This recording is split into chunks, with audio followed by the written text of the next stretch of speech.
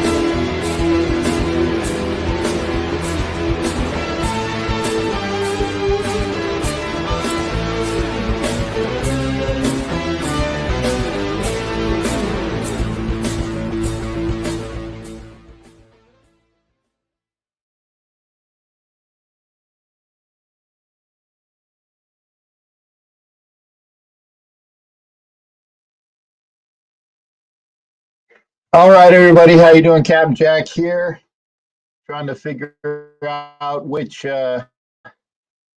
earphones I'm on.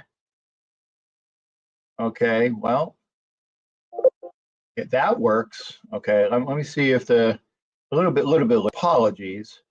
There we go.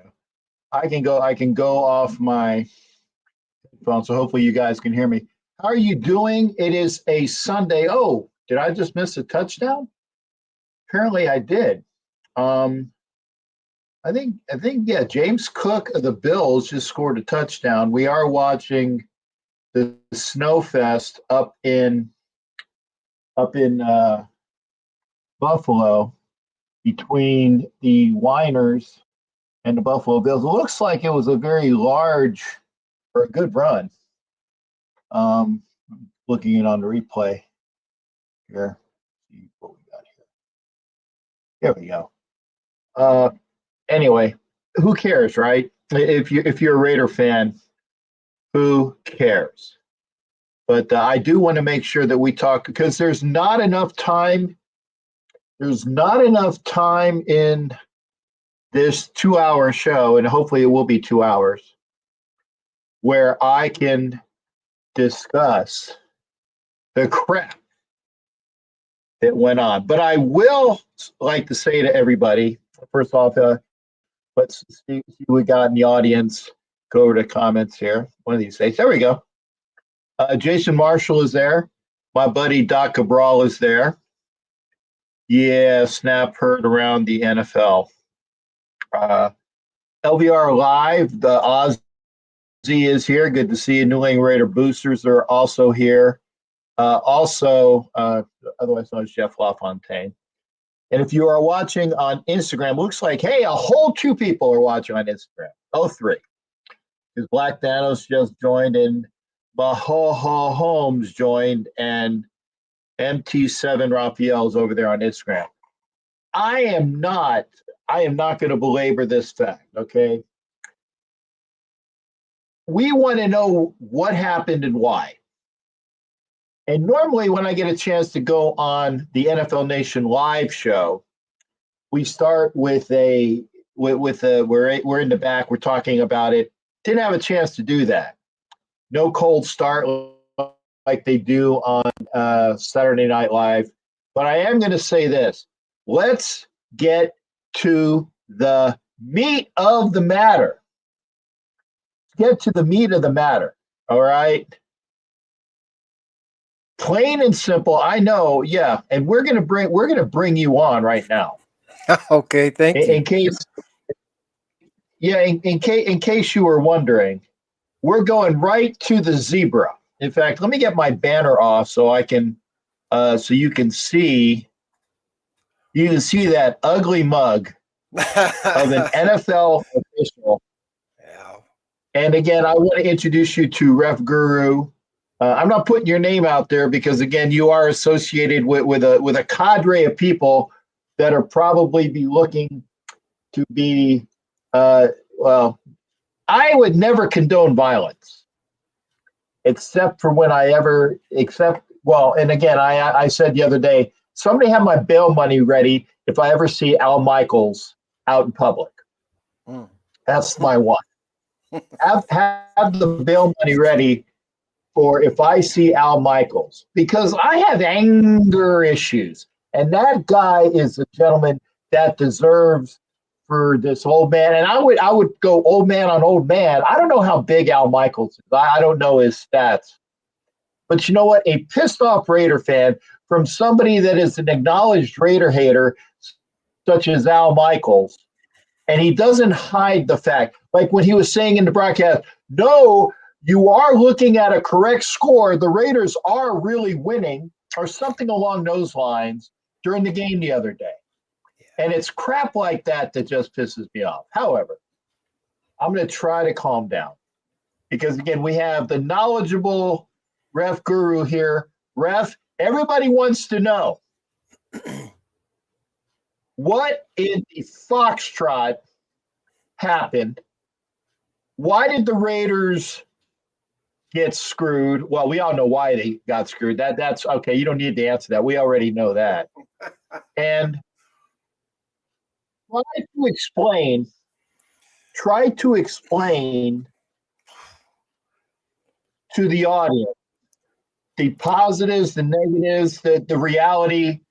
But if it's bullshit, fucking call it bullshit. Go ahead. Yeah. Well, first of all, thanks for having me on the show. Yeah, I know I set you up for a big one there, but yeah, I appreciate that. No, I appreciate thank for you. You know, it's seldom that we have a crap storm like we had in Kansas City. I mean, the whole game was difficult to watch from an officiating standpoint, but you know, everybody's been focused on the last play. And when it's all said and done, the Raiders got themselves into that spot by, you know, not just taking a knee or kicking the field goal on third down. I mean, we can debate that whole thing for a long time. But that said, no, that's true. That's yeah, true. I mean, but that said, what happened still happened, and we need some clarity, I think, to try to understand what happened. And you know, I'm still working through this issue myself because there's so much going on here. There's a lot of things at play, and we'll try to sort them out. I'm not sure I have all the answers tonight. So if you have questions, let's try to deal with that with you or your show's audience. But what I can tell you is this is the most likely scenario with regards to what happened. JPJ snapped the ball early. We all know that. Okay. Now, and we can spend a lot of time discussing what happened on the Raiders side of things, but let's talk about the mechanics of the actual play. You know, the center to quarterback exchange for classification purposes, if you don't know this already, is considered a backwards pass, even though it's hand to hand often, with the quarterback under center. For understanding, that's a backwards pass, because there's no such thing as a backwards handoff. There is such a thing as a lateral, but in this case, that exchange is a backwards pass. Now, when you're in the shotgun, it makes even more sense that that's a quote, if you will, a backwards pass. And it's classified as a backwards pass because behind the line of scrimmage, if the offense were to that up, that's a live ball, right? So we witnessed that as well with regards to that play. And again, I'm still in shock as to why the Raiders were in a shotgun, but that's for another show. All right, so JPJ snaps the ball, and because he snaps it early, a lot of players are probably not set, even though the left guard probably told JPJ with the tap on the leg that we're ready to go. Players were probably not set. That said, the flag, at least from and this is where it gets a little confusing, because if you listen to our NFL Nation live show, and I know Cap knows this, the two officials on the sidelines at the line of scrimmage are the line judge and the down judge. It's important to know that for a lot of reasons, but in this particular case, it's even more important because we want to make sure we don't get those confused, because when the game starts, the line judge is on the line of scrimmage for the home team. The down judge is across the field on the visitor side. At halftime, they switch. So there was confusion already as to whether or not the official that we saw on TV coming onto the field, blowing the whistle, waving his arms, doing all this, calling timeout was the down judge. It was not. It was the line judge. Now, I realize that's semantics, but it's important because on our show on Wednesday, we'll explain to you why that's important, mostly from a competence and experience standpoint. But the flag actually came from the down judge, which at that point would have been on the Chiefs side of the field. Okay, so the flag that came out was for illegal shift. Now, if you think about an illegal shift, what's the difference between illegal shift and a false start? A false start is before the snap. Illegal shift is after the snap.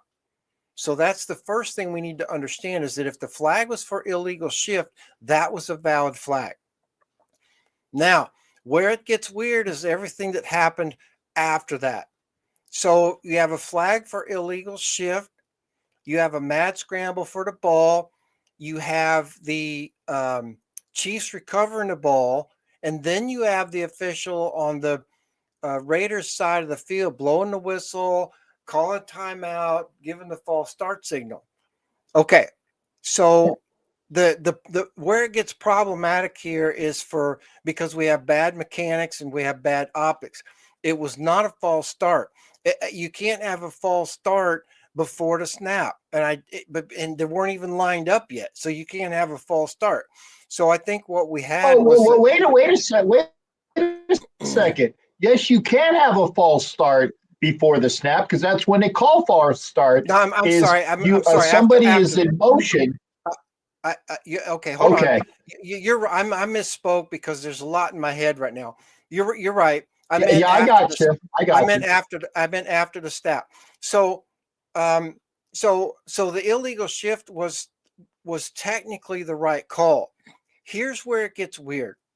You've got an official coming onto the field, blowing his whistle, calling timeout, signaling false start. Okay. Now, that was a wrong signal mechanics. That official got everything wrong on that play. The second thing you have to understand here too, folks, is that the clock is stopped. The clock is not running. They had the spike on second down that stopped the clock. This is critically important because the NFL has rules in place for teams to not be able to conserve time when they don't have any timeouts. Now, if the clock had been running, that illegal shift would have converted to a false start, and that's a different scenario. but you can't convert an illegal shift to a false start with the clock stopped. So there was no way that this was a false start because the clock's not running. Now, when I say running versus not running, I'm talking about inside of 2 minutes. Outside of 2 minutes, that's a different thing. That's why the NFL is complicated. But this was not a false start. It was if it was anything, it was an illegal shift.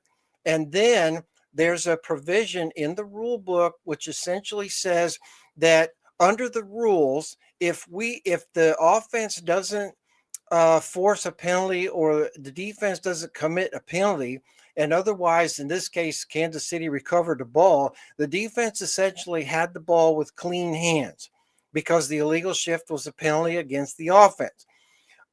Just like if you have DPI and an interception, the defense doesn't get to keep the ball because they didn't get the ball with clean hands because they were also guilty of a penalty. In this case, Kansas City was not guilty of a penalty on defense, so technically that they get to keep the ball. Here's where the ugly part is. It's a provision in the rule book that allows for the officials to award the defense the ball if they get it with clean hands under circumstances where no other rule in the rule book can resolve a crap storm of a play. It's I don't know that I've ever seen it used because almost every other play can be adjudicated by some sort of a timeline or order of events and the rule book. They're very specific about that. But the reason why it's ugly is because essentially that line judge coming onto the field, waving his hands, calling timeout, giving up, that was an inadvertent whistle before the play was over, and it should have killed the play. The play should have never happened. And it's not that the play never should happen because it was a false start, which in most cases we know would nullify a play. It should have nullified the play because we had an inadvertent whistle. This is why it's ugly. The officials got together and essentially said, what do we have? Well, we have an illegal shift with the ball recovered by the defense. It belongs to the defense. If the line judge had stayed on the sideline and not forked things up, legal play. But in my opinion, they blew the whistle. That should have been an inadvertent whistle. That should have killed the play. The officials, I think, then had a choice as to whether or not to nullify the play or award the Chiefs the ball. They awarded the Chiefs the ball, and I think they got it wrong. And I'm not saying that because I'm a Raiders fan. I'm saying that because I think they got it wrong. Right. They didn't get the call wrong. They got the enforcement wrong because they didn't take the time. Thank you. They didn't take the time to get help from replay to say when did that official come onto the field, call timeout, and blow his whistle, and they don't have an answer for that. In the same way they didn't have an answer in Cincinnati when we had the inadvertent whistle for the touchdown in Cincinnati in the playoffs. So this is getting really frustrating that they decided to ignore an inadvertent whistle, which is the biggest no-no offense that you can ever have as an official is an inadvertent whistle, just to ask Ed Hockley. This is bad. So the optics are bad. It's ugly from a timing standpoint, a mechanic standpoint, a rule standpoint. And I think that it's unfortunate. The Raiders should have never put themselves in that spot, but they, in my opinion, they got the bad end of a bad deal. True. Yeah. Okay, and Ref, by the way, I want to stop you right there for 1 second because sure. I'm looking at Black Thanos, and Black Thanos, you're full of shit. And the reason why I say, and Unfortunately, Ref, it's over there on Instagram, so I'm watching two different things. Black Thanos says he's protecting his union benefits. I call BS.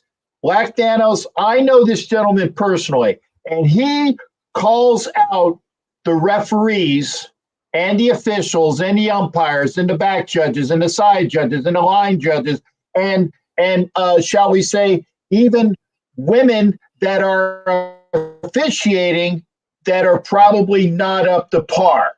So don't talk to me about him protecting his union benefits. Well, I don't have any Black Thanos is a very good friend of mine, but Well, I don't Thank have any you. union That benefits. was my. I have no stake in this at Go all. ahead, Ralph. Yeah, well, and I don't mind those comments, but I don't have any stake in this at all. I have no horse in this race. I am a former official, and I have my opinion, and that's all we have here at this point. What I'm trying to be transparent about is that I'm trying to give you information that you're not going to get from the media because they don't understand, and you're not going to get from the NFL because they don't want you to know. So really, that's the only thing I'm trying to do here. Right. I'm not trying to say anything about and I don't have any stake in it. Nobody's going to give me more or less money. I don't make any money. Again, I'm retired from officiating, so I have no horse in this race. I did see one comment in there. They huddled for 3 solid minutes. Was that not enough time to get it right? You know what? It should have been enough time to get it right. I don't know, since we can't hear what they said or if New York got involved or not. I can't answer the 3-minute question. In reality, yes, it should have been enough. What bothers me about this is that it didn't appear that they talked to the line judge and asked him what he had. And if I'm the white hat, the referee, which is the guy that wears the white hat, not the black hats, but the white hat, who's in charge of the crew, I would have been asking him, what the hell are you doing on the field waving timeout, calling false start inside of 2 minutes with the clock stopped? But they don't have an answer for that because they screwed it up. So we're not going to get that answer. So your question of should they have gotten it in 3 minutes? Yeah, but if it had took 4, they should have done that. So it's messed up, y'all. It's just going to be messed up. The immaculate deception was messed up. The tuck rule was messed up. It goes on and on and on and on. And so here we are, and we're just having another one of those conversations that we seem to have quite frequently when it comes to Raiders games. But we will never know. And I think the NFL really should step out. I know Walt Anderson was on NFL Network earlier today, but he didn't really address anything at all either. All he did was try to explain away what I told you about what the officials agreed the call was going to be and whether or not they had, a legit reason to give Kansas City the ball. Well, we've already determined that was the case based on whatever scenario they wanted to create as their own reality. But they never addressed the line judge coming on the field doing all this stuff. Essentially what the NFL was saying, I think, was, well, whatever that line judge did, you can ignore that. And I'm like, I'm not ignoring that until we have a timeline of who did what and when they did it. It's possible we could ignore what that line judge was doing. We all saw what he was doing. Was it relevant to the play and the rest of what happened? Hard to say until we get really some more concrete evidence with regard to the timeline. I'm highly suspect that it shouldn't have been part, that his actions should have been part of the decision-making process. If they chose to ignore those, I want to know why. If they didn't choose to ignore those, then they got it wrong. So either way, we should be able to know what happened. We may never know. I'm giving you my opinion of what I think happened, and I could be completely full of shit. I don't know, but I don't know where else you're going to go and get any information that's anywhere close to what I'm giving you in an independent basis. Okay, and again, I appreciate that. Right. And again, and yeah, Cannon Fire podcast. Yeah, he's saying, hey, can you do me a favor, CFP? And that's my Buccaneers buddy. And apparently, we're going to do a show on Friday, time to be determined, because the Raiders are going up against the Bucs this next week. That's why I've been busy all day. Getting my lanai straightened out, and I almost got the studio done, but there's still a few things to do. By the way, if I can, I'm going to try to hit you up with the studio camera. I know that just so people know this is that the studio is almost squared away, and if the camera comes on, oh come on now, boy, it's there. You go. You got the Raider tree. And the studio nice. And places to sit, and the lanai. Yeah, the lanai is on the other side, so there's about 8 to 10 places out there. 81 Raider. Yes, there are Raider events in Tampa this next weekend. I will talk about that as well. And if you look at the small Raider tree, which is on the bar, keyword there, bar, there will be a cash bar over at my house, because I'm not going to have everybody sit and drink at my house all day and get fucked up, and then I'm responsible for it. No, but there will be a cash bar with a real bartender. Sorry, I wanted to make sure that that the sound was there. Up. No, it's all right. Yeah, and yeah, so people were seeing it, but yeah, I knew that there was some freezing. I see the Go ahead, comment about go ahead, the Raph. I see the comment about the 3x5 index card. That's funny. Yeah. Yeah. You know, I know that. Yeah, fuck you, Sterator. You know, we know who it is. Yeah. Well, I know the umpire that worked that game, and we have had a conversation about that most recently at the Pac-12 clinic that we attended. And it's an interesting story, but it's classic Gene Sterator. And, you know, that there's a long story behind that. We'll have to maybe get into that Cap on one of our Wednesday shows, but that's classic Gene Sterator. Yeah, not surprised about that, but you know, it's one of those pieces of history now. And Roy Ellison is the umpire I'm talking about, and he's a good guy. But he was Gene's umpire, and he says specifically, I brought, you know, they put the ball down, right, and then the stake guy brings the stake out, and he hands it to the umpire. The back judge, he's got the ball, and the line judge is holding the back stake, and they pull the front stake forward and they set it down. And it's like, if he tips the stake forward, it's a first down. If he pulls it back, it's not. So he's like trying to put it there, and Gene says, I got this, pulls out his 3x5 card. And Roy's like, yeah, I could put that back far enough for you to get that card in there. So, but you know, it's just part of folklore now. Can't do anything about it. But it is unfortunate that those things seem to happen to the Raiders. There's things they could do to fix that, but so far they haven't done those things. You know, Belichick doesn't have those issues, or didn't have those issues with the Patriots, Cap. We've talked about that on our show, because he understands how to coach and do situational football. It seems the Raiders forget that, and that puts you in these situations where the refs can take advantage of you if they want to. I'm not saying they do, but it sure seems like we get more than our fair share of nonsense. So, any other questions you have? Yeah, that's my buddy Sam Millsap. I don't want to take away from your show. No, see, trust me. No, this is the meat and potatoes. Well, hopefully the stuff that I've said of my show, it doesn't of the NFL talking about what happened. So this is good. Well, you know, I'm not sure it clears a lot of things up, but I think it's pretty straightforward that at this point, to finally get to the bottom of this, we're going to have to get a timeline. I'm going to take a look at that video between now and Wednesday, see if I can clear some of that up. But I have told you, what I've told you at this point is pretty factual. You know, if there was a penalty, it was an illegal shift. We had the clock stopped inside of 2 minutes. The recovery by the Chiefs is allowable under the rules, given the situation. What doesn't seem to be addressed is what role the line judge and his crappy mechanics had in the adjudication of that incident. And it may be ignorable. It may not be with regards to the Chiefs getting the ball.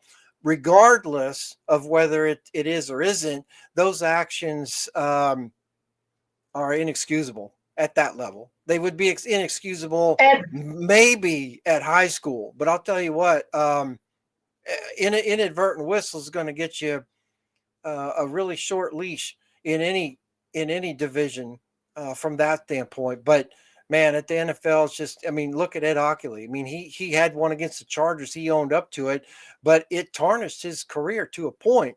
It's pretty tough for a guy who's worked a couple Super Bowls to just put him out to pasture altogether. But I don't think he ever really got over that. But he took ownership of it. He said, I'm sorry. I wish it had been different. But we're still talking about it to this day because those things matter. And I think that although that was on Sunday, it was the regular season game, those things still matter. And I think if the NFL wants to tout integrity, then they need to come out and explain exactly what happened and give us a timeline and whether or not we've got it right as fans or whether we don't. But at this point, I'm going with my take until somebody else can squash me down. And I've got support from some of my And by the way, go ahead. Go ahead. I know there's a little bit of a lag. Go ahead, Ref. Yeah, it's okay. I was just saying I've got some support in what I'm saying from some of my other officiating folks who seem to be in agreement, in general agreement of what we're talking about today. So I'm not just out here all by myself saying what I think. I think I already formulated my own opinion. But before I came on tonight, Cap, I did, check with a couple of my sources and say, what do you think? And I don't think there's 100% conclusion on everything yet, but I think in general, those that I've checked with generally agree that what happened. What happened was unfortunate, but it probably didn't have to be what it was. So.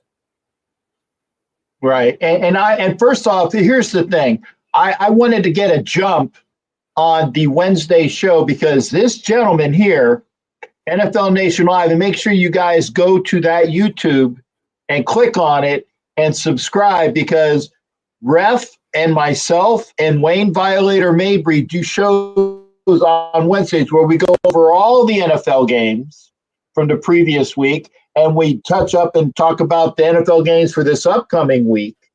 And by the way, I actually did pick a lot of the games correctly and had the damn Buccaneers not come back and beat the Panthers. I would have had that game right too. Yeah, so, that's not a game they should have won, but the one game that I did not have right, I actually thought, and again, I thought that the Chiefs were going to wipe the field with us, and that didn't happen. And that is why I'm so upset with the outcome of the game. Okay. Cannon Fire says Bucks took some years off my life today, and one of the reasons why CFP. Go ahead. Yeah, and Mayfield too. And, they got beat the crap out of each other today. Yeah, and it's one of those things where I want to make sure that if you're not watching NFL Nation Live on Wednesday, a shameless plug for the show, because the reason why it's a great show is because that guy, I got it right. I had to remember, that it's opposite on camera. That guy talks about officiating and talks about the ins and outs and things that we don't know about.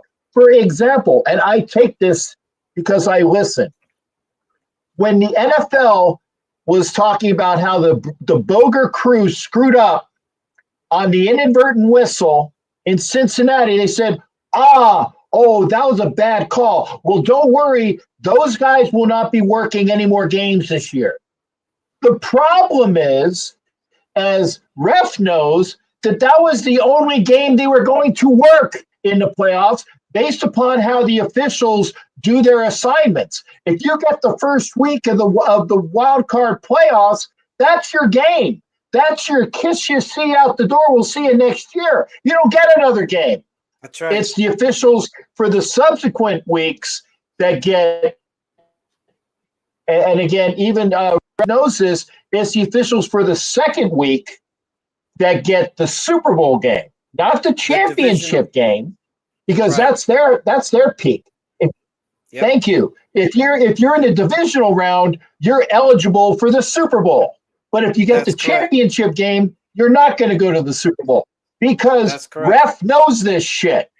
And so when the NFL said, "Oh, don't worry, we're going to severely chastise Jerome Boger and his crew by not allowing him to work any more games," was a blanket plate of bullshit fed to the public because they didn't know any better. And that is why I like saying, watch the show, because you learn things like that. And again, see, I do listen to you, Ralph. I really do listen to you, because it's good stuff. And again, the reason why I brought that up was this was inadvertent whistle case number 2. Mm-hmm. Because in my mind, and I'm glad you also cleared up the fact that I thought wrongly that the guy who came in with the illegal procedure was the guy who originally called the threw the flag, and now we know that it was not. It was the guy on the other sideline that threw the flag for the shift, and then it was the guy said he was on the Raiders sideline that comes in, throws the flag, stops the play, timeout, illegal procedure. Now we know that guy fucked up a couple things because, hey, he blew the inadvertent whistle, which stopped the play, or should have stopped the play, because the players heard the whistle, and NFL players are what is it, inbred that when you hear the whistle, you stop. and or you're supposed to stop. Go ahead, sir. That line judge is in his first year in NFL. I don't know if he's going to get a second year, but that just goes to show you that crew, Clay Martin's crew. I ranked the crews at the beginning of the season, Cap, when we have our preseason show 1 through 17 based on experience. This crew is number 17 in experience. So, and basically they have a rookie line judge. And Gerard Phillips, the down judge that threw the flags, 9-year veteran. Again, it's still strange to me that they didn't factor in a few other things with regards to that call. I'll see if I can glean any additional information on Wednesday when we talk about this with regards to the timeline, because that's going to maybe make a difference in what my final analysis is. But it's a crap storm of a play, and I just think it was ruined by a line judge without any experience. Either he thought the clock was running, so he needed to stop the clock, or he forgot that it was inside of 2 minutes. Who knows what was going on through his head, but pretty egregious call at that level, for a rookie line judge. But, I've been in those situations. They're stressful. They go through a lot of training, but when you finally get down there, on the field, and everything's going at you, and you're hearing all this stuff from the coaches and the sidelines. I mean, people make mistakes. It's just unfortunate that he wasn't working, on Thursday, and he ended up working on Friday, but it is what it is. Hey, Daniel Capps had a good question, and that's one of those things where if it's under 2 minutes, everything is under the official review. So when they were out there for 3 minutes trying to get the call right, or if you're a Raider fan trying to concoct a story to fuck the Raiders, there's two different mindsets there. But if they're supposed to be under official review, what is the? I think you said this earlier. When you have the whistle, scoring plays are under official review. Not necessarily all flags are under official review. Scoring plays would be. I don't know if that applies to all flags, but I could be wrong. I've been out of the rule book for a while, but so to speak. But I know that's true for scoring plays. I don't know if that's true for all flags. That doesn't mean replay assist couldn't help, or that New York didn't chime in.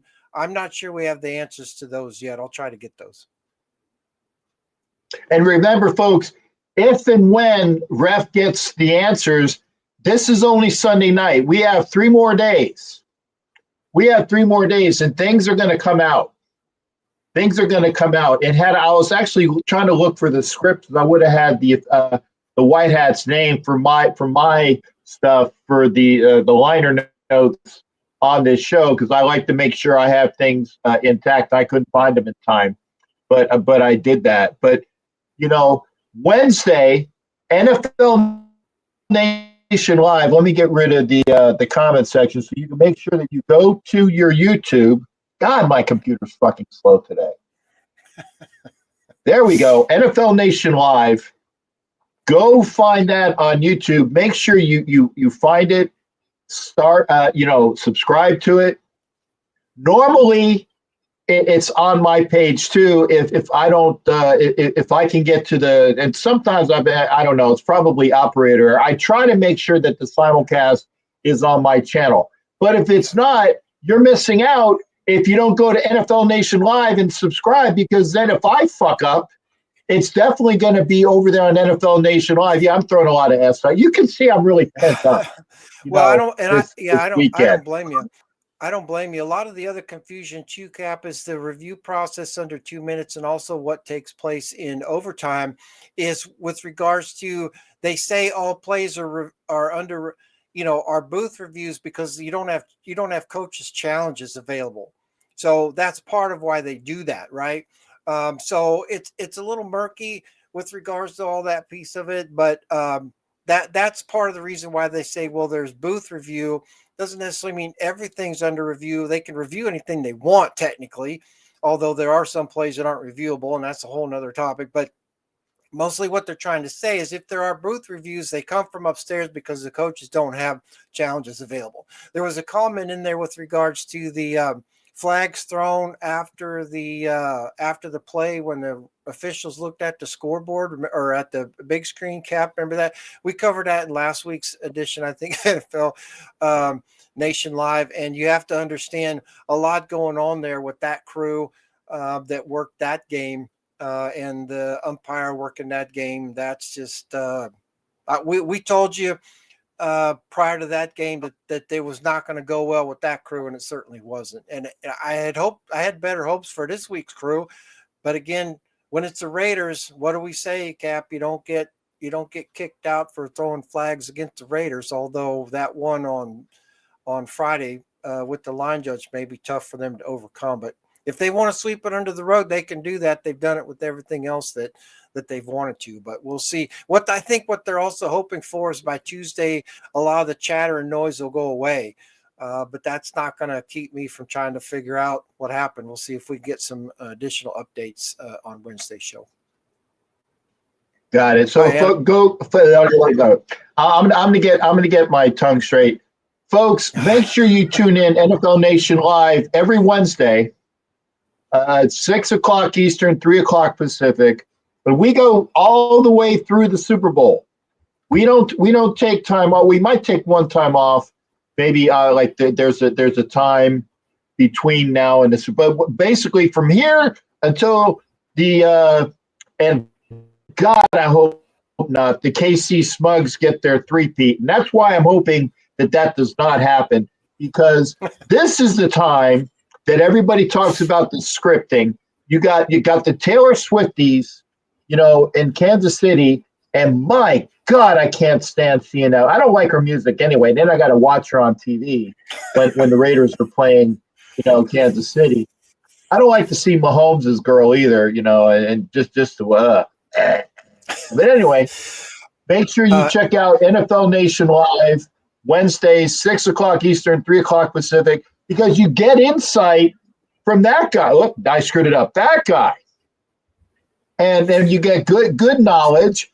Violators there giving good knowledge. And I give you some decent knowledge, plus I sing and dance and do characters. That's right. You can't beat that. And some characters. No, you can't make that up. Cap, if you don't have any other questions, I'll let you get back to your regular show. Okay. Yes, I want to make sure that you told his wife, hey, I'm going to be on Cap's show, so come get me at 45 minutes later, because he's going to talk a lot. I get it. It's a Sunday night. You need to spend some time with your family. How was your Thanksgiving, by the way, sir? It was good. Thanks your for Thanksgiving. asking. Hopefully it was a good one. Well. Yeah, it was, and I hope yours was as well. It was not. Everybody, good. Right on. It was decent. The food was good. And again, salute to NFL Nation Live's Ref Guru. I don't want to. Thank you. I don't want to see anybody. If you have any other questions, join Wednesday. Yep. Wednesday. Yep. We'll pick you up. All right. Hey, Ref, you got it. You are excused, sir, and I thank you. Yes, sir. I appreciate that. Go say hi to the wife and your cat. Exactly. And thank you again for allowing me to come in and be a part of your show tonight. Thank you. No, thank you for coming in, because this is the bulk of what we're going to be talking about, is how we can get fucked, which is always good things, I guess. Well, if anything else comes out of tonight's show, bring it with you on Wednesday. We'll talk about it. I will, sir. Best to you and the family, and thanks again, Ref. Yeah. Hoorah. There you go. Ref Guru, he's out. So if you got anything for him, join Wednesday, NFL Nation Live. 6 Eastern, 3 Pacific. Yeah, I talk a lot. Even on the after show, I'm like, okay, this will be my last thing. And I like talking. I'm sorry. You wouldn't notice that being a YouTube guy, right? So I want to make sure, was it Cap Swagger was in there? Wow, Raider Demon King, Jason Dean Hunter, Jason Marshall was here. Jimmy Furpo. Yeah, you know why I don't want to have Kansas City win a 3-peat. Fuck them. New England Raider boosters. Thank you. I got to put this one up. If you like what you see, if you do like what you see, give me a like. But basically, push this out, share it out, because we can have a bigger audience of people that are like-minded, and we have the discussion. And I have discussion with other fans, bases. There's like Bronco fans that were in there. I gave Alex an invite, the Kansas City guy, but he's a younger married guy. So he probably said, fuck that. I'm going to go spend time with my wife. Ooh, who's from Whore Island? I didn't see that. Something that Jason, Jean, Jason, I hope you as well. I'm good. So she is from Whore Island. Ooh, what? I don't know. I want to. Oh, okay. I think I know what that means, but maybe Jason G will pop out. Ruben is back here. Here we go. Ref on the sideline near the Raiders sideline blew the whistle. Play was Dale the Kansas. Okay, Ruben. Now you know that is slightly incorrect. He did blow a whistle. He did say it was a false start. It should have been dead. Should have been dead. But the official that blew or didn't blow it, but threw the flag for the motion was on the Kansas City sideline, not the Raiders side. And see, this is why I had ref on, because I thought it was the other guy, the one that's in the that's on on all of the screens. No, it's not. What happened was, and when the official blew the whistle, it should have been a dead play, but it was not. That's the fucked up issue. So, Ruben, now you know why. Anna's in here. Thanks, Anna, for being here. Transplant, Angelo's in here. Good to see you as well. I'll get to Instagram in a minute. Jason Marshall, I talked about, again, Swags. Daniel Caps, we were talking about the under 2-minute rule. Thank you for putting that in. Furpo was here. You can't have a show without Furpo. Doc Cabral. And Cannon Fire podcast. I will be on that, getting together with the Cannon Fire podcast. I think he said Friday. We'll get together. He still has my number. I gotta text him. And there's already talk about, well, who do we want as the Raiders coach? And Swagger said this, and I liked it. We show we play with anyone. Refs help keep our draft ranking intact. Yes. And imagine, but I keep saying, imagine if we would have had Aiden O'Connell for the entire year. And I do agree. With Furpo. Bill Belichick sucked when he was the coach of the Browns. He got better. Because he had a quarterback by the name of Tom Brady. But we don't know who that is. We don't know who the coach is going to be until we know who the coach is going to be. And Kenneth Clark, my buddy from Palatka, thank you for being here. Bills are just running over the Niners. Bill Wallen's here. Sally and I will see you in Tampa. I called his wife Maria. That's why she put Sally/Maria. We'll see you. I'll see you guys. Oh, for the Tampa game, here's this. Get this. If you're watching on my show, you will know this. I'm opening up the room. And the lanai for the Raiders, or I should say for Raider Nation. It'll be from 3 to 6 p.m. on Saturday. 3 to 6 p.m. on Saturday. Check out Instagram and check out Facebook. I will put my address out there, or IM me. There will be a cash bar. And I was so, oh, nice return. Oh my goodness. What a great return. I don't know who that guy is, but the kickoff return. Oh, is that Debo? Yeah. Okay. Great return.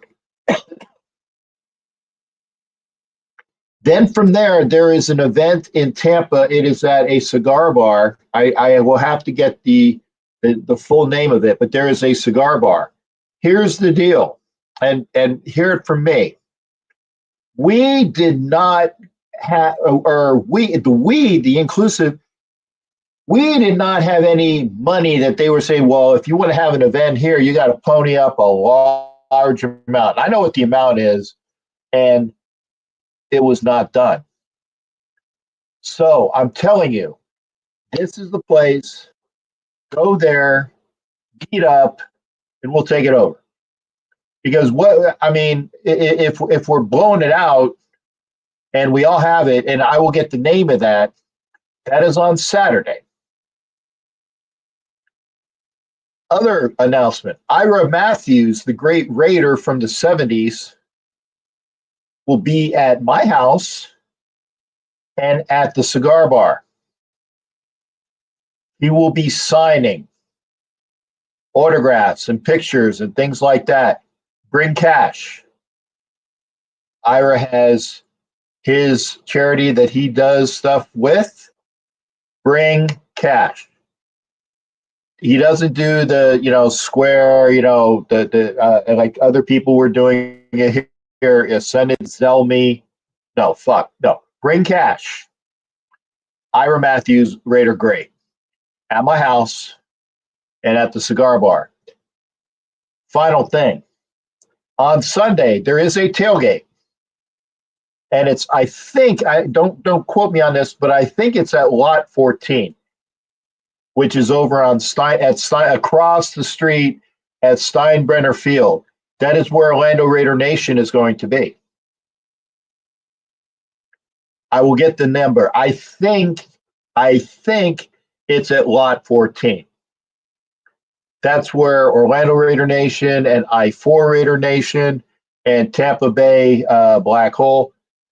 Yeah, don't even get me started on that. Yes, there is a black hole, kind of, in this area. So there are events on Sunday. That's for the tailgate. If you want to have and that tailgate is come as you are, pony up some money, help them, the people that are providing the food to you, the food and drinks, bring some money with you. Please, I'm not saying what the price is, but that's where the tailgate is. Now, if you want to have an identified tailgate, Tail Greeter is also having a tailgate. I will be at that as well. I'm going to go across with my, little scooter, be at the Tail Greeter tailgate and at the Raider Nation tailgate. I think it's lot 14. So get that. I will post more information on Instagram. So there it is. There is an event on Saturday. Just subbed NFL Nation. Thank you there, Jason. Trailer Park Swift. Yeah, there you go. You did make the sign for.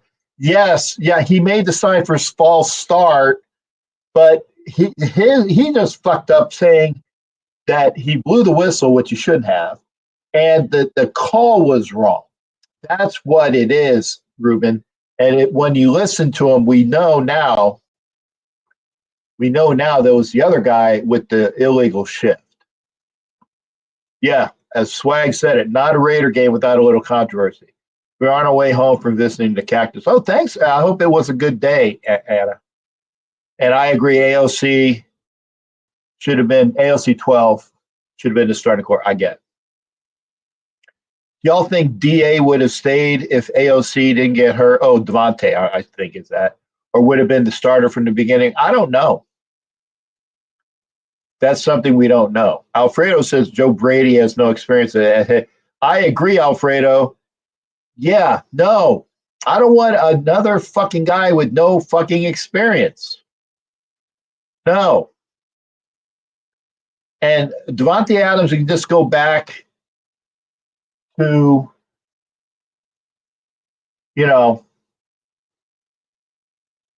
just do your job and get somebody that has experience. I don't want to have these guys do the on-the-job training.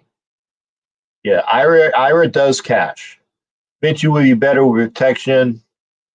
Yeah, but you know what? But we all saw what a quarterback can do. Oh, I guess it was a fumble. Okay, a snow fumble, and let's see, the Bill guy picks it up and runs, and of course they cut the commercial. I don't know how far he ran. McCaffrey's out with a knee injury. Okay. Anyway, San Francisco, get ready. Oh, Jerry Lopez. I shared a table with Ira at Hendrick's event. I call blessings to you, Jerry. Jerry Lopez. I hope that you're well, sir. I hope you're doing well. If you want to pop in just to go to the tailgate, that I would love that, Jerry. And you know. And God forbid that you don't have to drive home. You can stay here. I lost on Friday was our own fault. Okay, that's true. We missed 3 field goals, didn't get a chance to at least kick a 4th, and we turned it over on downs deep in Chiefs territory. I still think that. And according, when you look at the TV and they showed you that the guy was down short of the first down, it was a running play. Man, I tell you, I that pissed me off too.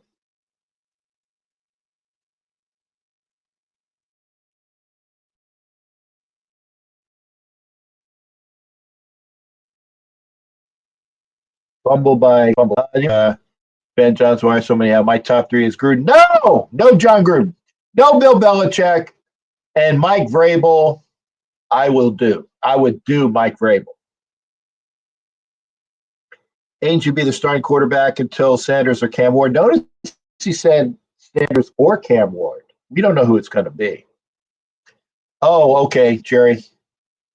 Jerry says he has a funeral. Blessings and condolences to you.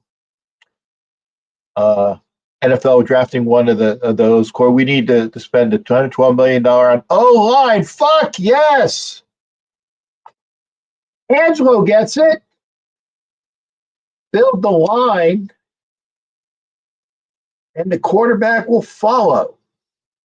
We got a great pass catcher in Brock Bowers. Here's my yawn for the show. I tell you, it's subliminal.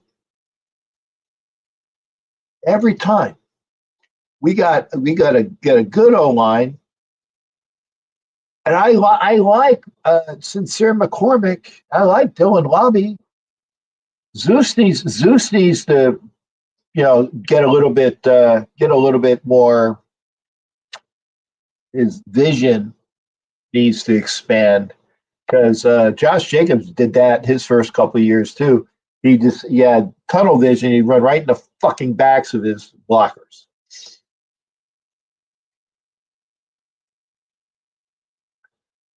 Guard from KC. As long as it's not one of their fucking tackles, because their tackles suck.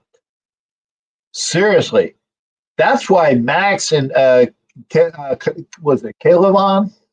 I don't want to fuck his name up, but it's Chason. I know that. Caleb Chason was just eating them up all day.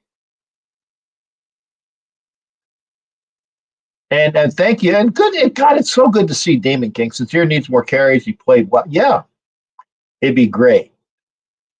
And I kind of agree with this. Zeus as a fullback. And then when they do hand him off the ball, you can do damage. I agree with that. And yes, no more Chucky. And I'm not a big fan. I'm not a big fan of Bill Belichick either.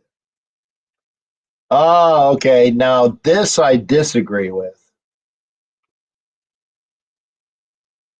This is from Angelo. The stability issue. The Turners as OCs I can agree with. But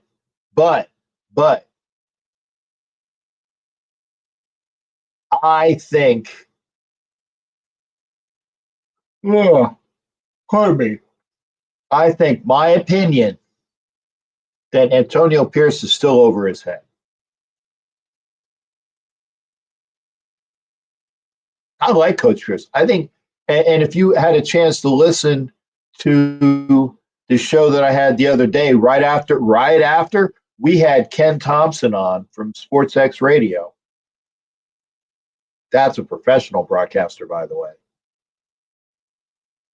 And he brought up that this is at least the third time that Antonio Pierce fucked up what could have been or things that you should do. And he was like, remember when we were out the punt and then they called a timeout and then they brought in, was it Carlsen to kick and he missed it? Well, he fucking blew a timeout. It's that shit. And then it was the one time where, we were down 10 or maybe, and he went for a field goal instead of we were on like the 1 fucking foot line. He goes for a field goal. I get it. We have to get a touchdown and a field goal. I get that. But you're on the fucking like 1 yard line. And then they did do it the one time, and I can't remember what game it was. I think it was Kansas City, yeah. They go for it deep, and they get stuffed because the play calling sucked. And I think, yeah, it was Getsy's last game.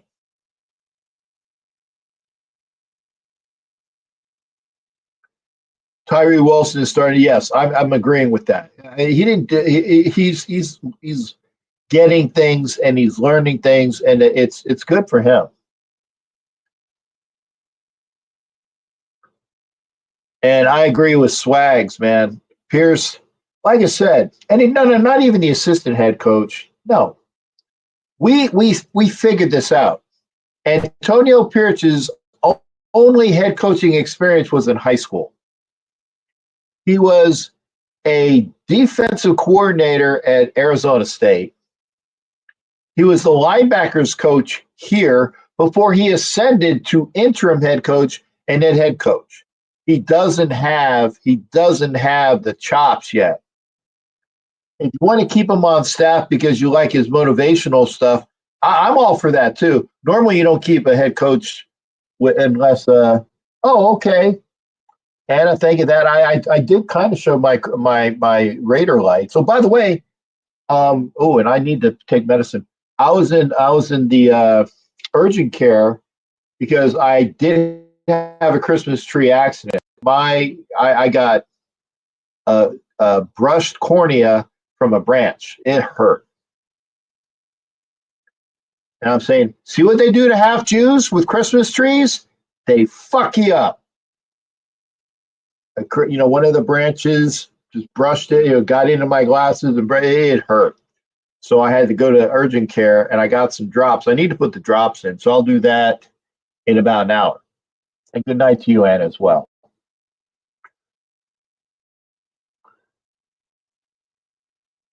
Yeah, Matt, I get the Dan Campbell thing. But I think that I think he just had more chops.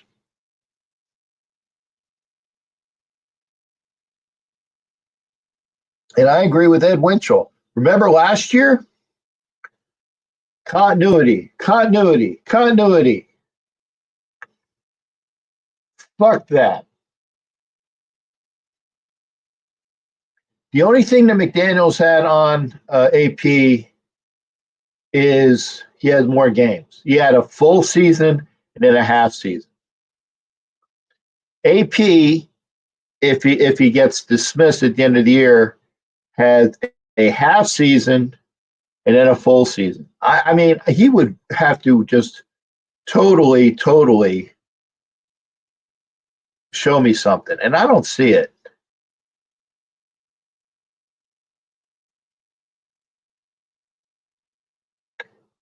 And again, I like AP. I do. It's not that I hate the guy. I don't hate him. Bill Belichick sucked when he was his first coaching job in Cleveland. He was the coach for the Jets for a day, literally. He was coach of the Jets for a day, and then he learned his shit. But at least Belichick had a ton of experience as defensive coordinator before he was the head coach. I just you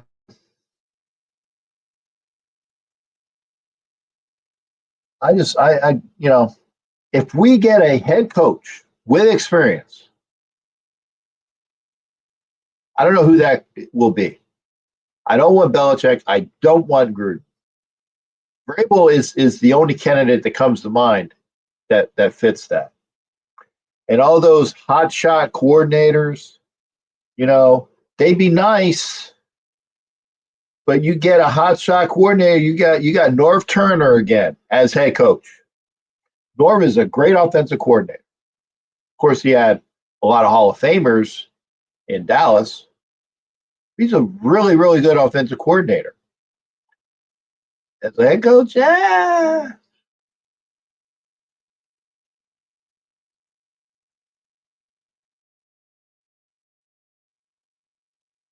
And yes, I do know that AP will have 26 by the end of the season. He's going to last the end of the season. I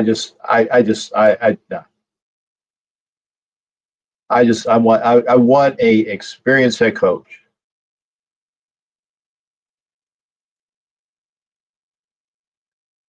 Marvin Lewis and Norv Turner, yeah.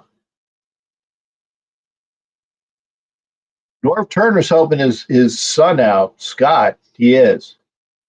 Marv, I don't know what Marv's doing. And remember, we have Marvin Lewis there. We have Philbin there, former head coach, now the offensive line coach. Tom Coughlin was there as an advisor.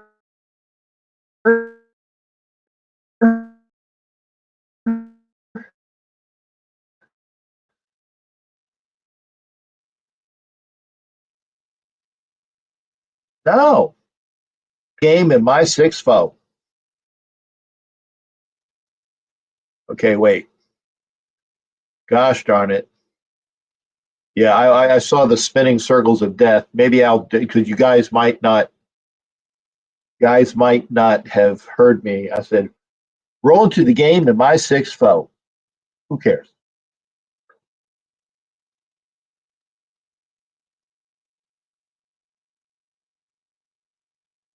Yeah, McDaniels had Jacobs, and he still sucked.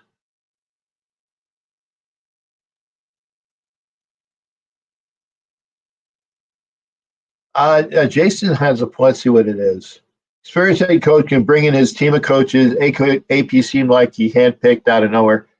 But and I don't understand this. He picked the guys that are helping him, Coughlin and Lewis and Philbin, are experienced guys. I don't understand. Oh, and Ruben, I do try to get people to pop in, and I that's enough. Okay. By the way, I'm gonna put the link up. If you want to come in, and I've talked enough, and I hope that you got a chance to watch what Ref Guru said. Come into the show. Shit, we are an hour and 10 minutes in. People have been watching on Instagram, and I got a lot of people to say. I've been okay. Black Thanos was here. I said Raider Voorhees, Jeff Langham, and yes, there will be activities here in Tampa. I hope you guys heard that. If you don't, let me know. I know, Mandy. Good to see you there, honey. Just win baby 11. Lenoriega. Okay. 81 Raider. Cap Swagger was there on Instagram as well. 81 Raider, I did go over the Raider events for Mamacita. Oh, I like that. Oh, I'm going to get to you in just a second, Jason Dean. I hear you. I want to get the people on Instagram, at least shout them out. Las Vegas Raiders Live, joined on IG, Lil C62, Jennifer Camus, D-Doug 11, Raiders Sweat, Carpin 4, El Muerto Raiders, Stickum 145, Raider Nation 1777, Dynasty Nick, AJG 1984, Ms. Raider Becky. Good to see you. And we got Jason, and then we got Jeff coming in after him. A Raider at Now, cool. Raider Yogi, good to see you there, brother. Now, I did my shout out, so I'm caught up, I think. I haven't missed anybody. And I agree, right on time. We're going to hear from Demon King, and it says, Philbin is the only one doing anything. Yes, the offensive line is playing a hell of a lot better. Did you notice that? They're playing a hell of a lot better. Now, granted, the quarterback is still kind of running around for his life at times, but they're playing a hell of a lot better. And to confirm that, I'm bringing him in here as well, Jason Dean Hunter, a.k.a. the man, Raider Demon King. Notre Dame, good to see that as well. Yep. How you doing, brother? Good to hear from you. I'm good, Cap. How are you doing? I'm good. I mean, people were wondering, so what are you going to talk about on Sunday? We didn't have a game. I did talk a lot right after the game on Friday. I don't know if you saw that. I did have a show, but I did want to have a show tonight as well. We looked a lot better. Go ahead. I was happy with the way we played. I mean, I'm not one of those guys that want 6 wins this year. And what is that going to do? Absolutely nothing for this team. Nothing. That's right. Everybody's going to bitch and be like, oh, you're not a real fan. You want us to lose. I want our fucking quarterback. We can't get a quarterback at the fucking 15th pick. And don't tell me Drew Aller and the kid from Mississippi. Stop it. There's 2. I like Shedeur Sanders. Well, wait a second. I do like Jason. I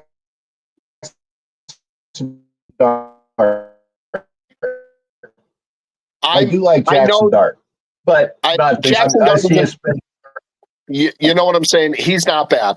The number 1 pick, if we don't have it, is most likely going to be either Jacksonville or the Giants. Shedeur's not going to the Giants. Deion's not going to allow that. It's going to be like an Eli thing. Everybody could think what they want. He's not going to do it like the Mannings did. He's going to do it behind closed doors. And I know a lot of people don't want Shedeur because of Deion. Listen to me. Deion is coaching at Colorado. He's not leaving college. He's not coming to the Raiders. Shedeur, from what I heard from a guy that writes for Colorado, he does all their games. Shedeur wants to spread his wings. Deion wants him to fly from the Nets, which I don't knock it. And nobody wants, and people say, oh, Deion's going to bring the circus. What the fuck you think the Raiders are now? We don't have a quarterback. No, they're off Broadway. The Raiders are off Broadway. Like, it's ridiculous. Shedeur Sanders is very good. He's not a runner. He's not. He's a scrambler. And you know what he's going to do? He's going to keep the plays alive, just like Mahomes does, just like Lamar Jackson does now. Shedeur's not going to run 30, 40 times a game. He's going to scramble, and he's going to find receivers that are open. He takes a lot of sacks because he does wait for his receivers to get open, and their offensive line isn't that good. They barely have a running game. So I want Shedeur Sanders. I think he's the best quarterback in college football. I think he's better than Cam Ward. Not much, but he's better. I'd be happy with either one. I mean, I wish we did have a quarterback, and I don't want to hear the Aiden O'Connell stuff. Aiden O'Connell's a backup. He's a backup. That's all he's ever going to be. So just stop. He has spurts. He's not consistently good. And don't tell me he don't get a chance. Well, guess what? He got beat out by Gardner Minshew in training camp. The job was his. I'm going to stop you there real quick. Okay, go ahead. I'm going to stop you there. I firmly believe that decision was made above the head of AP. I think AP was told, by the way, Minshew is going to be the quarterback. I can be wrong, but I think that decision was made, and he said, Minshew is your quarterback. And I said, you know what? And I think if you remember there, Jason, I said at the beginning of the season, I said, Gardner Minshew is a plug and play backup quarterback. If your opening quarterback fucks up, Gardner Minshew will come in and help out and take over. And he's like what George Blanda was for Darryl LaMonica back in the days. I know I'm dating myself, but people are like saying, who? But That's yeah, George Blanda coming in and be the backup relief pitching coach. I think that's what Minshew is. But you put Minshew, and I said, maybe Minshew gets the Rich Gannon treatment, and he comes and he evolves, and he's this great quarterback. He gets his chance. No, I was wrong there. I said, okay, I agreed, or I didn't agree with the decision. I understood the decision. Go ahead, brother. There was a lot of this fan base that was split. And I say it every time I'm on that most of our fan bases is I told you so. They want to be right. I was right. I know what I'm talking about. Listen, we're all sitting on the couch. None of us are NFL coaches. None of us are GMs. We're all on the couch. And don't tell me you coach high school football. I don't give a shit. We don't know what they're going to do. We may have an idea, but they're getting paid all that money for a reason. Okay? We can say we know this, we know that. We don't know shit. We're educated guesses.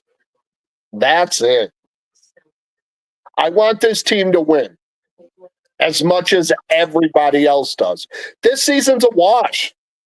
What good is it going to do for us to get meaningless wins at the end of the year? What is it for? So this fan base can say that we beat this team, we beat that team. I don't give a shit who we beat now. The season's over. We're out. We're 2-9. Or are we 2-10? It doesn't even matter. We got 2 freaking wins. The season's a wash. It's over. Let's look to next year. Let's hope we get someone in there that knows what they're doing. And I think Tom Telesco can draft because he's proven it a little bit this year. And he proved it in San Diego / Los Angeles. And we need offensive line help. Just like Angelo said, offensive line help is huge. I would like to get a defensive tackle in the draft to help out Big Wilk because, Hankins, Adam Butler's old, right? He's getting old. He's old up there, right? He's in his 30s, I think. Yeah. And I think Tyree took a turn Friday. He looked good. He looked good. And Chazon gives us a couple of penalties, and then he goes and has the game of his life. It's insane. It's crazy. It didn't even make sense. But you're right. Those 2 tackles for the Chiefs are absolutely horrendous. And even the guys that they have started are bad. Like DJ Humphries is a journeyman tackle. He's not good. And he's hurt. He was their starter. He ain't good either. Divine Diablo, the only thing, he had a decent game. But he's not the long term. We all have to understand that. He hasn't been able to fill that linebacker role we thought he would. Yeah, he's a converted safety. Well, how many years are we going to keep saying that? Give me a linebacker. Give me Stutzman. We keep from trying Oklahoma. to do it too. Yeah. Yeah. We tried it with the kid from Clemson. Well, okay. One thing. Yeah, we did it with Tanner Muse. We did it with there was another guy. The kid from I Virginia. can't remember his name. It was before Tanner Muse. We did it with Tanner Muse. We did it with a kid from Virginia. These are bad memories. Yeah. But I don't know. I want to, and I tell you what, I like what we had. We actually drafted Eichenberg, and I like what we can do with him if he can stay on the fucking field. Yeah, he's playing really good special teams, but he's not on the field for defense. Maybe he's not picking it up as quick as we thought he would. You know what I mean? I thought by now he'd take Diablo's job. Honestly, I thought he would have. Like, we have the pieces. We need another corner. Jack Jones is ass. He barely tackles. He gets smoked. And yeah, did Cameron Richardson get beat yesterday? Yeah. The kid's a rookie. He's still learning. Yeah. I mean, we got some pieces. I mean, I'm afraid the kid needs to learn that when the ball is in the air, by the way, turn around. Turn your head. Turn your head. Turn your head. That's all he has to do. He'd be picking passes off left and right. Yeah. We need another receiver. There is a few in the draft. He has Hayden syndrome. Oh, boy. Oh, boy. Oh, God rest his soul. Raider in paradise. Anyways, I think we're going to sign a wide receiver. I think we're going to sign T. Higgins. Yeah, I think so. I think it might be T. Higgins. Yeah. He's going to cost a little bit. Great minds thinking alike. We right here. He's going to cost a little bit, but I mean, is it worth it? Yeah, I think so. If he stays healthy, he's good. He's a good number 2 in Cincinnati. He'd be a number 1 in half of the NFL. He would. And we have the rookie of the year. Okay, wait a second. What? We do. And I'm gonna bring him in because Jeff LaFontaine of New England Boosters says no to T. Higgins. He says no. Why not, bringing him in now? I'm going to be like, and again, you think too much? He said no. Yep. I say no. Do you think he would want over 40? I think anything over 20 is too much for him. Yeah, way too much. Way too much. Money. I think if he asks for like 30, I think he's worth 30. I don't think he's less than that. He's one of the top receivers in the league when he's healthy. That's my opinion. There you go. You just said it. said it. Why? When he's healthy. When he's healthy. But see, playing in Cincinnati, it's cold. Your body hurts all the time.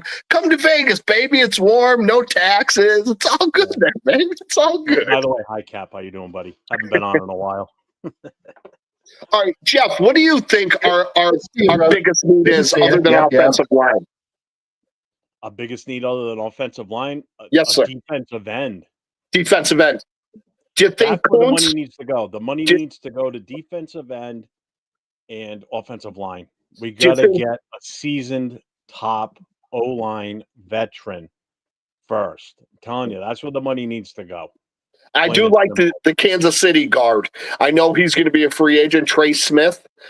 He's a road grader. He's a big boy. Him next to JPJ and Parham, I think that'd be a good interior. No. You think Parham gone? Parham has got to go. You think? Dude, just watch these games the last few weeks. It is just Parham was good for the system that he was drafted for. Yeah.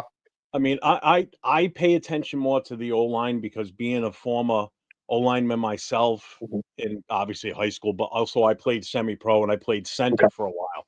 Yeah. So that's why when I watch JPJ, I mean, this kid's got it, you know? Yeah, absolutely. So I pay attention to the offensive line more than I do anything else. And what I see from Parham, it is absolutely gut-wrenching painful to watch him. I'll have to pay more attention to him, Jeff. Thank you for that, though. I'm gonna have to look at him a little bit more. I saw it again on Friday. Yeah. He doesn't come off the ball low to keep his center of gravity and his balance. Yeah, he comes straight up, stands straight up. Straight up. And when he comes straight up like that, if you watch him, he's ending up like this, where he's bent at the back, going backwards too many times. He looks like a turtle on a shell. Yeah, at that point, the defensive guy that's on you owns you and can put you wherever he wants. And that's what happens. There's that with him. And then the other thing that pisses me off with him is as the play's moving down the field, he doesn't move. He stops there like a statue. You watch JPJ and he's running down the field with whoever's carrying the ball, or if the receiver's catching the ball, he's hustling his ass off down there to try and make a block further on. That's what I like about him. Hustle. The whole thing with an offensive line is you make your initial block that you're supposed to block, and then you make it to the second level, which means you make it to the linebacker level, and you keep going forward. You know, he doesn't do that. He just stays on that first level, right? He stays on that first level. Yeah, you always got to keep moving. He's like a statue. He's horrible. Is there anybody that you see coming out of college that we possibly could draft in that interior offensive line? Well, if you're looking for the best available, we're not going to get them.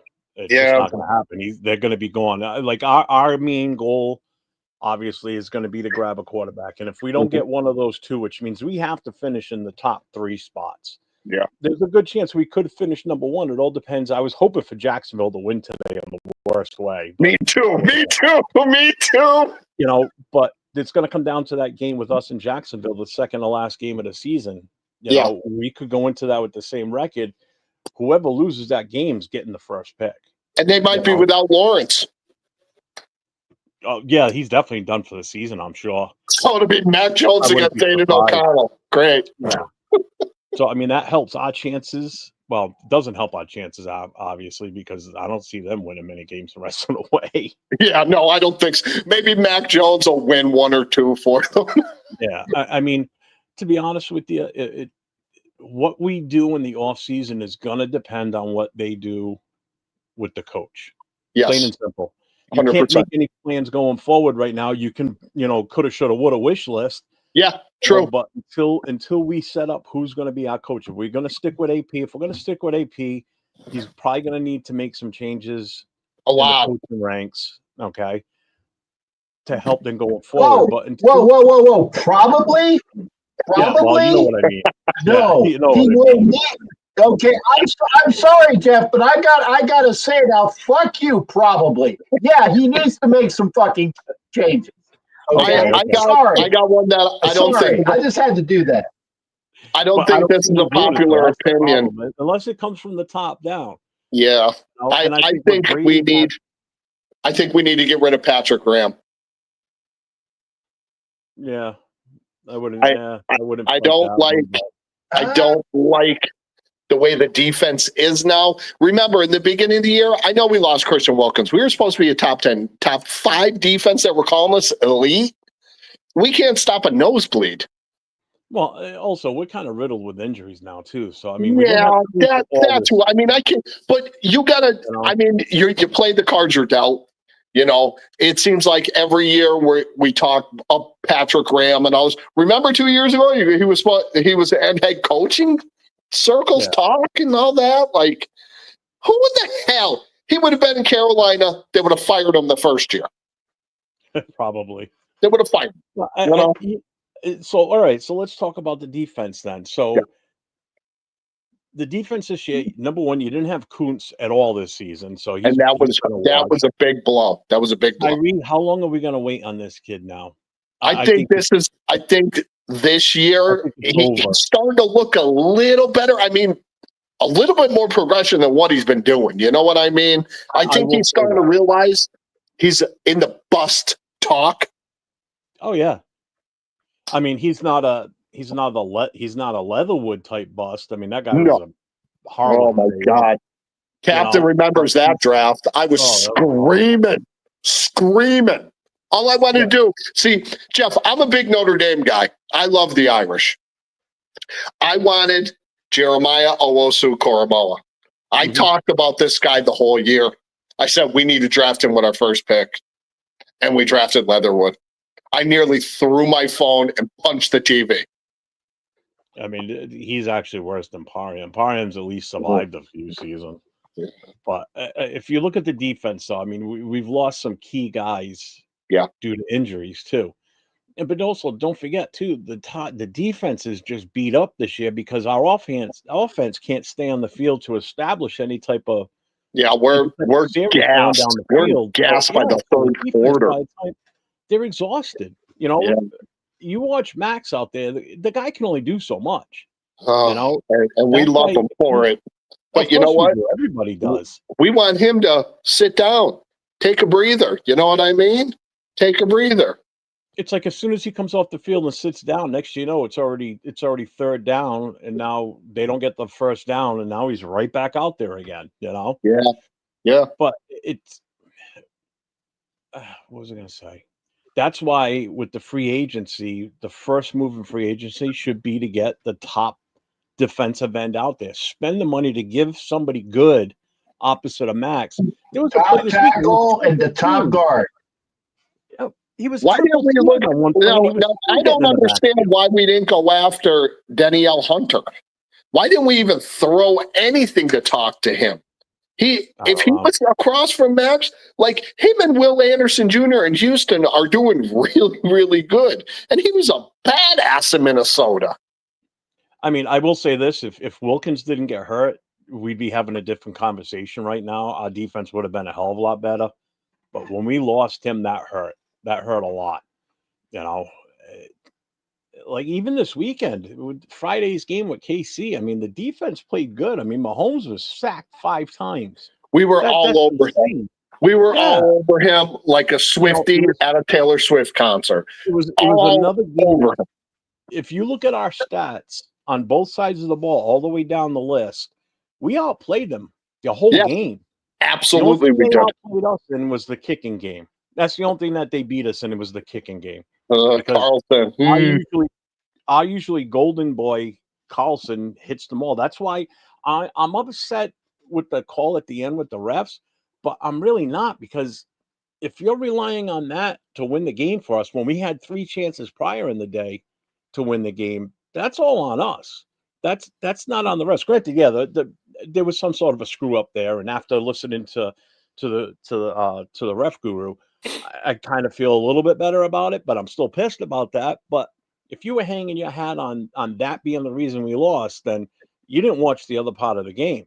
Yeah. You know, that's what it ultimately came down to. But we still had 3 other chances earlier in the day. 3rd and 15. We're giving up 3rd and 15s. 2 out of those 3, we win the game. Yeah. You know, so it came down to 1 kick being the issue. KC did not look good. I mean, I'm watching this Buffalo game, and God forbid if they have to play them in the AFC Championship. Oh, I tell you what, Buffalo looks good. And here's the thing about them, they look Jeff. better now than they have been. One of their guys go down, another guy steps right up and does a thing. Look, they got that backup running back, which I wish the Raiders would have drafted, Ray Davis out of Kentucky. That kid's playing good. He's playing good. He's a good backup for them. They don't even have a number 1. Amari Cooper, I think, has 1 catch tonight. Khalil Shakir and their top tight end is out. You know what I mean? Like, Kincaid's out. Just the passing game alone. Like, I got Josh Allen on my fantasy team, so he's completed 12 completions, 131 yards, 2 touchdowns. But that's awesome. That's a good one. Not like a typical game from him. As far as our running back situation, I like Sincere. After watching him these last 2 games, this kid should not be getting put back on the practice squad. I'm sorry. He needs to stay active on the roster, because you put him on the practice squad, there's a chance he could get grabbed from us. If that's, I'm not fully understanding how it works, but supposedly, usually, if somebody's on a practice squad, they're available to be grabbed by someone else. You know, but I like what I see out of this kid so much that I picked him up in my fantasy league this week, and I put him in place of McCaffrey because I saw what the weather was going to be like. I'm like, I'm not taking the chance with McCaffrey. And what happened to him? He got knocked out of the game. So now I look like a genius, you know, because now at least I got points for for McCormick. I didn't get crap from CMC tonight, but I Captain Jack knows Graphic. Graphic pounds the table for Sincere McCormick every week. He brought him on his show. You know what I mean? He loves Sincere. He went to his camp in San Antonio and he's been pounding the table for that kid. And he did look good. But remember what happened last year with Zeus. Zeus played those couple games, looked like he's the guy. And what happened this year? Straight through the hole, no movement. And Cap, you're right. That was Jacobs. But I will never compare Zeus White to Josh Jacobs. I can't. It's not. No. I mean, it sucks we lost him. I'm glad he's playing well. I'm glad he found a good team. I mean, he went back with Bisaccia, which I wish we would have kept him. Wish we would have kept the Paisan as our coach. But, we didn't. And that sucks. And yeah, we do need continuity. But I just think, I think AP's way over his head. He was never a coordinator. He was always a position coach. And like you said, Cap, his only high school coaching was Poly. He was an assistant at Arizona State, and he had to leave there because they were getting investigated for stuff because he was fucking doing shit. What's up, Snowball? My Snowball saying hi. Right. and again, hi. Hey, always good to have a little extra pussy on the show. There you go. Hey, don't be talking about my daughter like that, Cap. Wow. She's just a girl. Oh, with demon eyes, too. She's the crazy one. I have two of them. Just I have Clementine. Here's Clementine. I was going to say,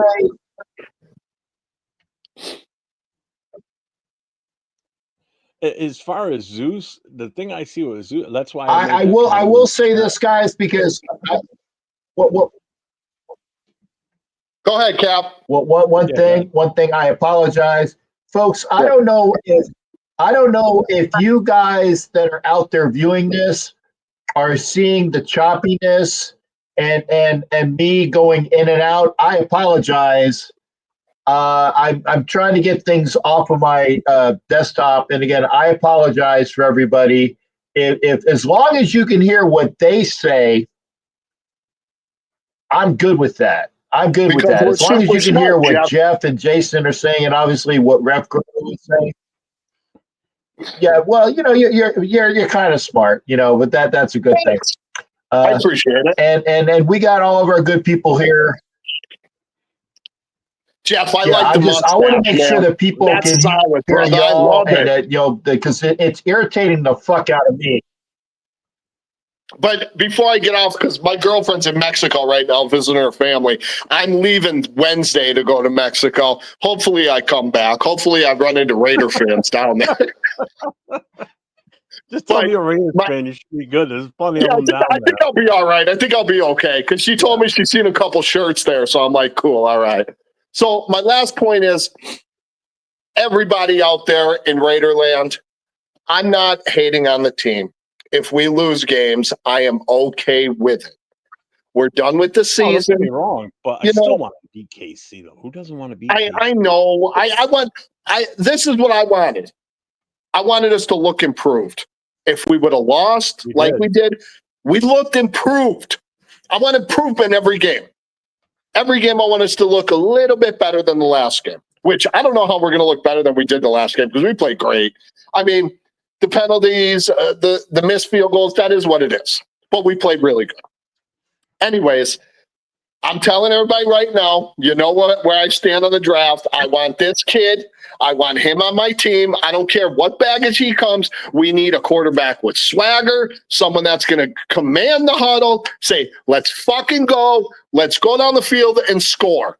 Not a guy that's back there like, oh, yeah, I love you guys, even though we're 0-10. You guys are great. He's down in New Orleans now practicing voodoo. All right?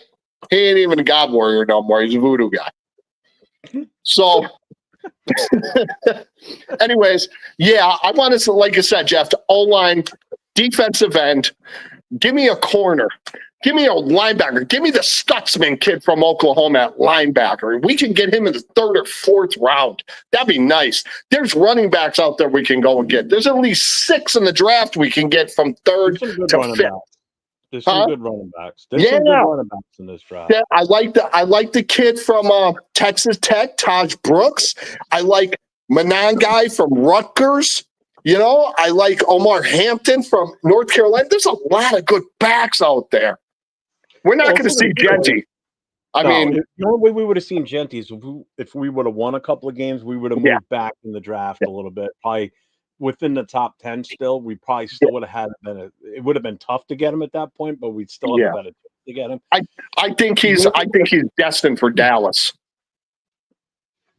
Yeah, unfortunately, because I don't think that's a good fit for him unless they change the coach. But again, what we ultimately do isn't going to be decided until they figure out what they want to do with the coaching situation. If they keep AP or if they let him go. Absolutely, and we still don't know what the contract is. Yeah, well, and then the other thing too is that you don't know if that's going to be a push towards one of the 2 quarterbacks, or possibly even grabbing Travis Hunter and starting O'Connell next season. Oh boy! I mean, if we had a competent quarterback, like let's say Aiden was that guy, hypothetically, Travis Hunter, either side of the ball, he's going to be the number 1. I think he's better as a corner. Personally, that's me. Because like you, Jeff, you watch offensive line. I watch receivers and corner because that's where I played. Yeah. And that's where I went. West Virginia as a corner. So I like him as a corner. I do. He's got a lot of Seawood in him. He's got a little bit of Revis in him. He's got a lot of the greats all rolled into one. And that kid has his gas tank is on full all the time too, which is insane for the 2 positions he plays. It's crazy what he does. But we need a playmaker on offense more than we do on defense. Absolutely, 100% true. 100% true. I do go with him. Like if we finish with the number 1 pick and whoever's the coach and OC at that time, if it's not what we have now, and they decide that O'Connell's going to be our starter going, into next year, I wouldn't be surprised if that's who we take with number 1, to be honest with you, because the kid's a bona fide playmaker. And he's the best player available. He's the best player in the draft. He is the best player. Yeah, and then the good thing about that is if we do make that move, now Jacoby can move back over to the number 2 position at wide receiver. Yes. So now you got 3 threats out there. You got him, Bowers, and Jacoby. So that's a big difference too. That opens up your offense. Yes. Go ahead, Cap. Is he frozen? Maybe may I? And again, I say this because again, you guys. I'm sorry, you guys are. I can hear you, but you're very choppy. I apologize. I'm sure it's me. No, like it's not you. It's me. It really is me. I was getting I wanted to say,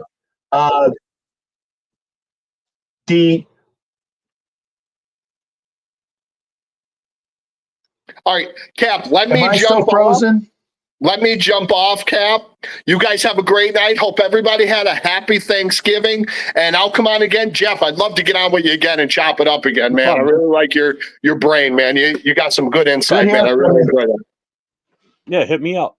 All right, brother. I'll hit you up on IG or on Facebook or one of them. But everybody, Raider Nation, have a great night. Enjoy the rest of your weekend. And Raider Nation for life. Demon King out. Later, man.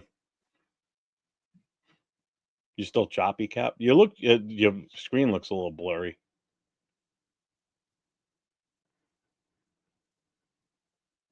All right. Yeah, I'm still choppy. Fuck. I'm sorry. Again, I'm sorry.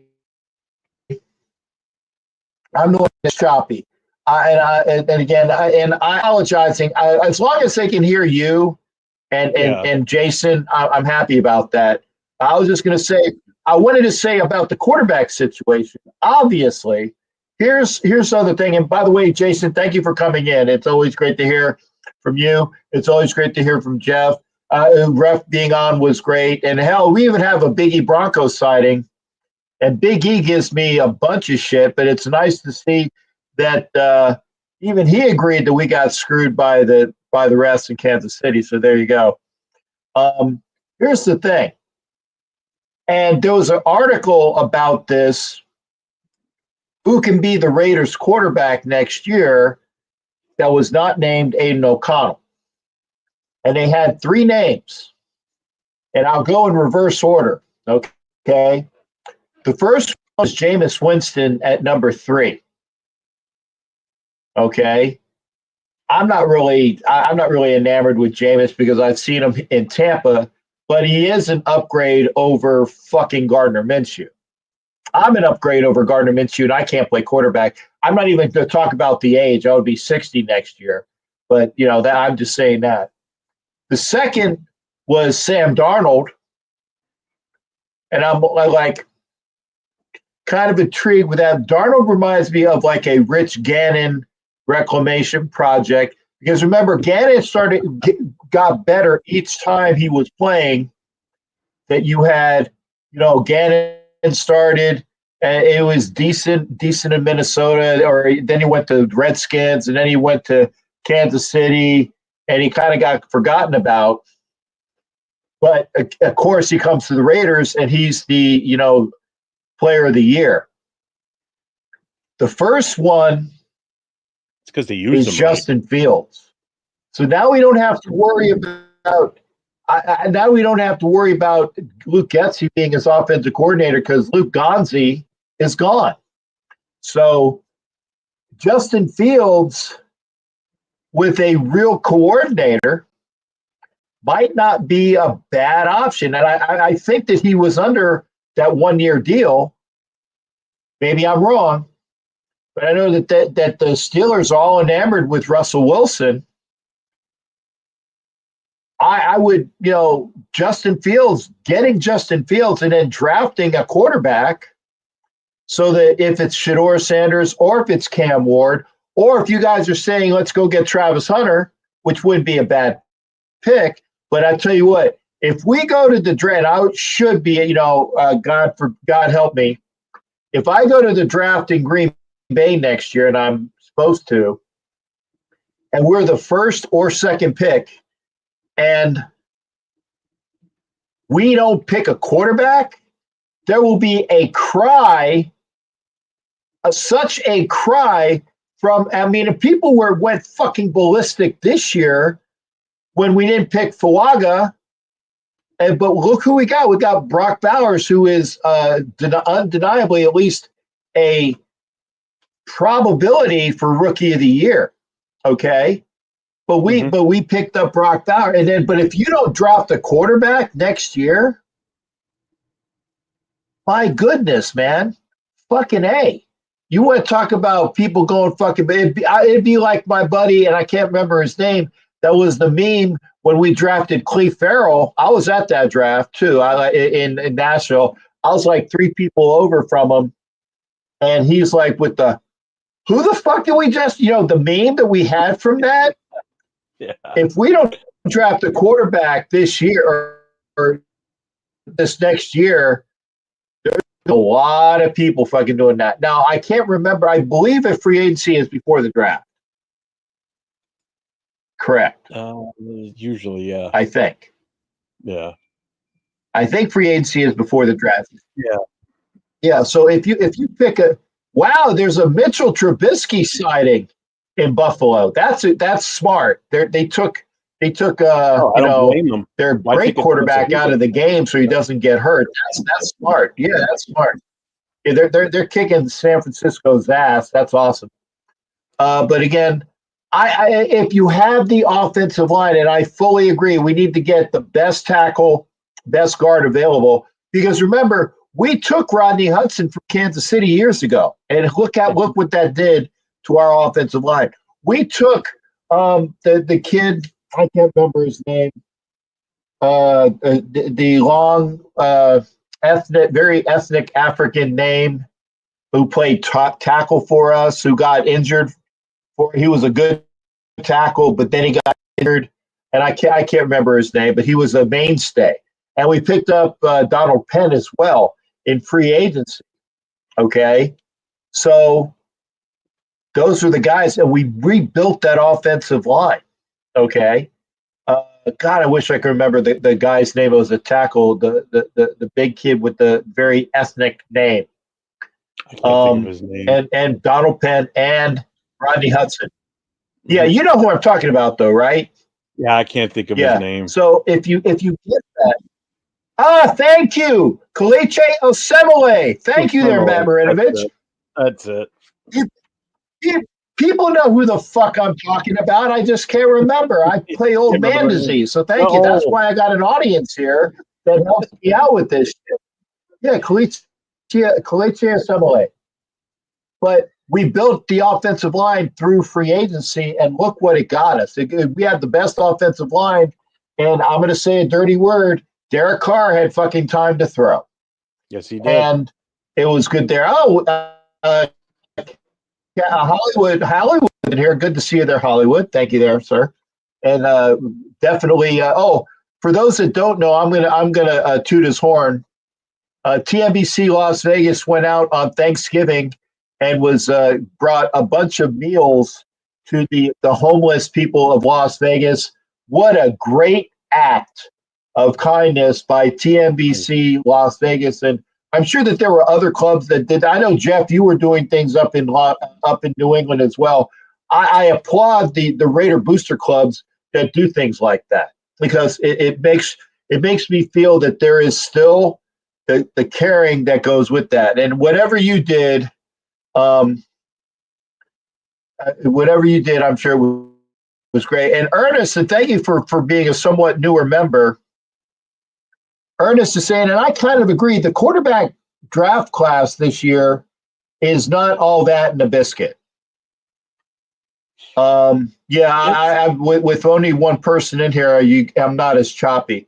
But but I was going to say, if you get a good quarterback, but if you're not necessarily, you got to have people in front of them in order for him to survive. And that's why I said this is the year you build up your line through free agency and in the draft, and you go out and get the best players possible. And it all depends on who your coach is. And again, and your offensive I think AP's in over his head. Oh, yeah. But I mean, at least with the Turners, you're getting better. It will, provided they're still there. Go ahead, Jeff. I said, provided they're still there. You know, like I said, there's not. You really can't. Right. Until the end of this season, you know, whether they let him go or not. So if they don't let him go and they commit to having him for another year, then we have to see what he does with OCs and DCs, if he keeps them or if he replaces them. You know. So until that decision's made, you know, we can dream and wish all we want, you know. So, but again, I get what you're saying about the quarterback situation and everything, and a lot of it also just has to do with what type of, you got to make sure you set your system up to the strength of that player, you know. And Minshew's strength was not what it was, wasn't set up for his strength. You know, like everybody's like, well, he was so good in Indy last year. Well, he had a good running game in Indy, and he had an offensive line that could protect him. And he wasn't the starter. He came in as a starter because Richardson got hurt. So that's a totally different situation too. You know, but they played to his strengths. And he had a good season last year, which is what everybody was expecting this year. You know, and we didn't cater to that. We didn't fix the O-line. You know, it took a while before JPJ, you know, supplanted James as the center, you know, which I couldn't wait for that move to finally happen. Yeah. Oh, I'm so glad that happened. You know, so again, we have to wait and see what happens. That's why this. Hey, Jeff, because I'm having technical issues. Yeah, I'm going to back out for you. Yeah, no, I hate doing it, but like I said, I'll probably push end stream and it'll take it'll take like 5 minutes to fucking back out. So I want to say thank you for your comments and input tonight. I don't know. I got a fucking. I just did a what do you call it? A Geek Squad update on this thing. I probably still need to get rid of shit that's on my keyboard, or not keyboard, but the face thingy. But again, thanks again. Always a pleasure, sir. And we will see you. I don't think it's time for Peggy yet. I think it's 2 weeks for Peggy. But Wednesday, NFL Nation Live for sure. NFL Nation Live. Pop in. If there's anything further, it'll be gone over with Ref Guru. All right, I'm backing out. Later, guys. All right. Thanks again there, brother. I said, hey, it's definitely me. Boy, it's fucking choppy as shit. I'm glad at least you guys saw the show and it was good. Okay. Cam Robinson, no. Trey Smith, yes. Alaric Jackson, I've heard good things about, but Cam Robinson, no. He just, to me, he's an overpaid bust that's continued to unless he's gotten better,